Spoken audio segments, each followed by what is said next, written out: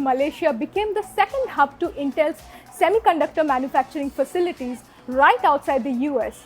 It's been 51 years since then, and Penang today is one of the largest semiconductor manufacturing ecosystem for Intel.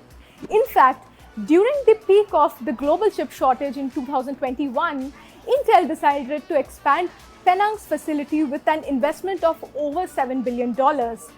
Well, today we are in Penang and we are going to take you behind the scenes of what it takes to manufacture those complex, tiny, minute chipsets, how it's packaged, how it's tested, validated, it's designed, and more. Did you know that there are actually two very distinct processes that go into making the tiny chipsets that power all our devices?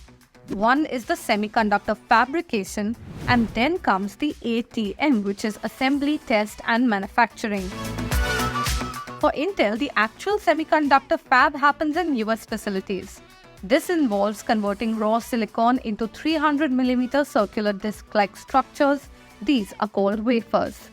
These wafers are then transferred to Malaysia, which is where the assembly, test, and manufacturing hub for Intel is. In Malaysia, there are two processes that happen at two different facilities.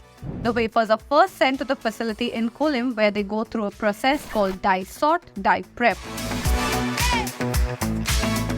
Here, the wafers get cut into chips, each having its own integrated circuits through a series of processes. This involves grinding, laser scribe, and mechanical cutting. This is an extremely fine and intricate process. If you notice, this room has amber lighting. This is consciously done as the proprietary glue on which the wafer is stuck prior to cutting, that is sensitive to UV radiation. After all of this, the individual chips are then placed into transfer media, which move on to subsequent sort operations. In the sort operation, the chips are basically tested for defects and performance metrics. This is done through a module of 20 individual test cells. These test cells too are built in-house by Intel. Basically, what they're testing is the circuit of each chip. This is done using a probe card. The second part of the process happens in the Penang facility, where chips finally get packaged into CPUs or processors, and then they are ready to be dispatched to customers. There are 6 complex stages that the chipset goes through here, including chip attach, in which the silicon chips are attached to a printed circuit board, and lid attach, in which the circuit is covered with a lid, and then the burn-in test, in which the final CPU is stressed at high temperatures and high voltage to figure out if there are any defects.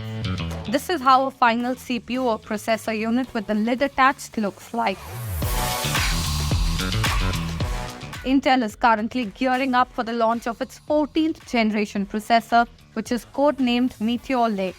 Meteor Lake will be the first ever processor to have inbuilt AI capabilities, which will then decide how it fares in the ongoing AI war with other chip makers.